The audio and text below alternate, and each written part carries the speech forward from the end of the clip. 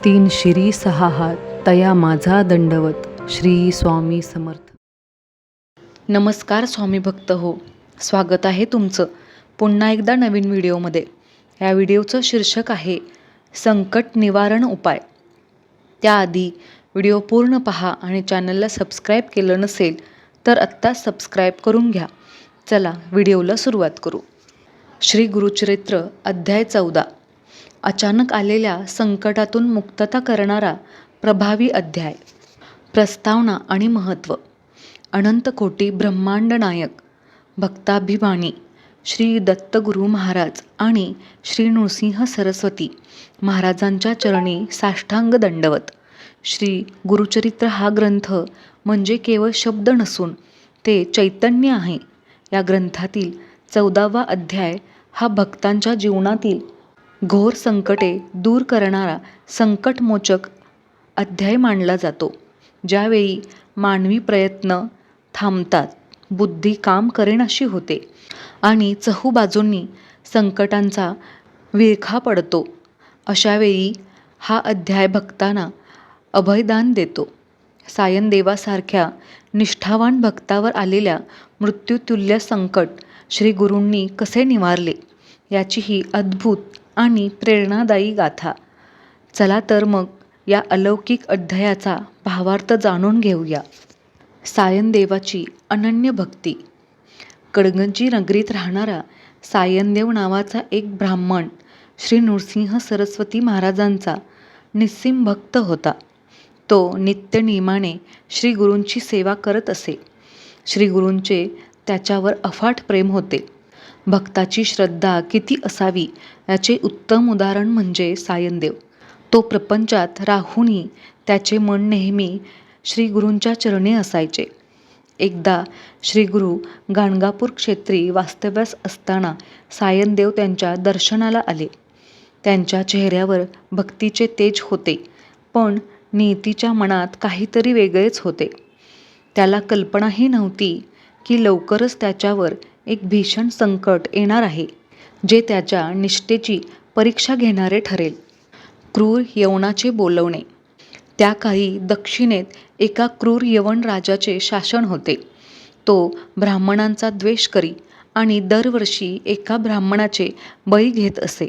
दुर्दैवाने यावेळी सायनदेवाचा नंबर लागला. राजाच्या दूतांनी सायनदेवाला फर्मान सोडला की त्याला तातडीने दरबारात हजर व्हायचे आहे.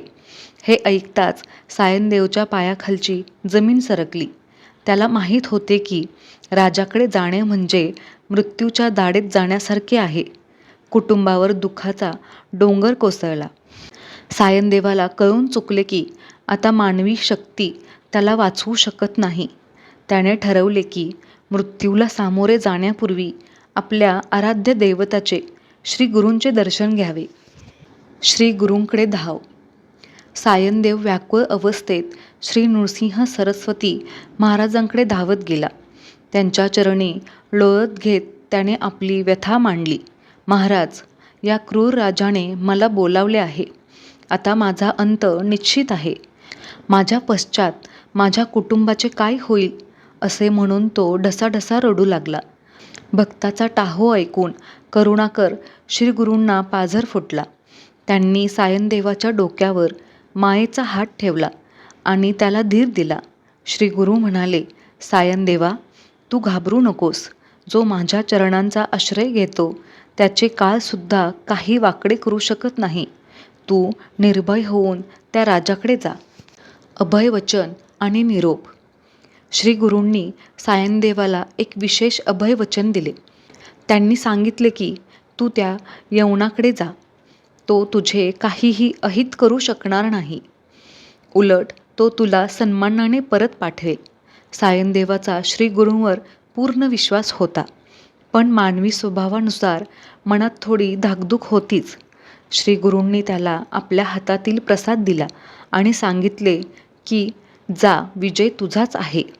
या भागातून आपल्याला हे शिकायला मिळते की जेव्हा गुरु स्वतः रक्षणकर्ते बनतात तेव्हा जगातील कोणतीही शक्ती आपल्याला इजा करू शकत नाही. श्री गुरूंचा आशीर्वाद घेऊन सायनदेव राजाच्या दरबाराकडे जाण्यास निघाला. दरबारातील चमत्कार. सायनदेव जेव्हा यवन राजाच्या दरबारात पोहोचला तेव्हा तिथे एक विलक्षण घटना घडली. जो राजा ब्राह्मणांना पाहताच क्रूर व्हायचा, त्याच्या मनात अचानक परिवर्तन झाले. सायनदेवाला पाहताच राजाचा राग शांत झाला. त्याला सायनदेवाच्या ठिकाणी एक अलौकिक तेज दिसले. हे सर्व श्री गुरूंच्या कृपेने घडत होते. राजाने सायनदेवाचा सन्मान केला आणि त्याला विचारले की तुम्ही कोणाचे भक्त आहात. सायनदेवाने अभिमानाने श्री नृसिंह सरस्वती महाराजांचे नाव घेतले. राजा इतका प्रभावित झाला की त्याने सायनदेवाला मारण्याचा विचार सोडून दिला आणि त्याला मौल्यवान वस्त्रे आणि अलंकार देऊन सन्मानाने निरोप दिला. या अध्यायावरून आपल्याला हेच जाणवते की गुरूंवरील आपली श्रद्धा आणि त्यांची आपल्यावर असलेली दृष्टी कधीच आपले नुकसान करत नाही, तर उलट आपले संरक्षणच होते. म्हणून गुरुचरित्राचे पठण अवश्य करा. गुरुचरित्र पठण हा व्हिडिओ देखील आपल्या चॅनलवर आहे, तुम्ही सर्च करू शकता. याची लिंक डिस्क्रिप्शन बॉक्समध्ये आहे. धन्यवाद. श्री गुरुदेव दत्त. तुमच्या सर्वांच्या सुखासाठी प्रार्थना. हे स्वामीराया, सर्वांना चांगली बुद्धी द्या, आरोग्य द्या, सर्वांना सुखात, आनंदात आणि ऐश्वर्यात ठेवा. सर्वांचं सर्व मनोरथ पूर्ण करा व सर्वांचं तुमची सेवा करण्याचं मन परिवर्तन करा. सर्वांचं भलं करा, कल्याण करा, रक्षण करा आणि तुमचं गोड नाम मुखात अखंड राहू द्या. श्री स्वामी समर्थ. व्हिडिओ आवडल्यास लाईक, शेअर, सबस्क्राईब करा. कमेंट करायला विसरू नका. धन्यवाद.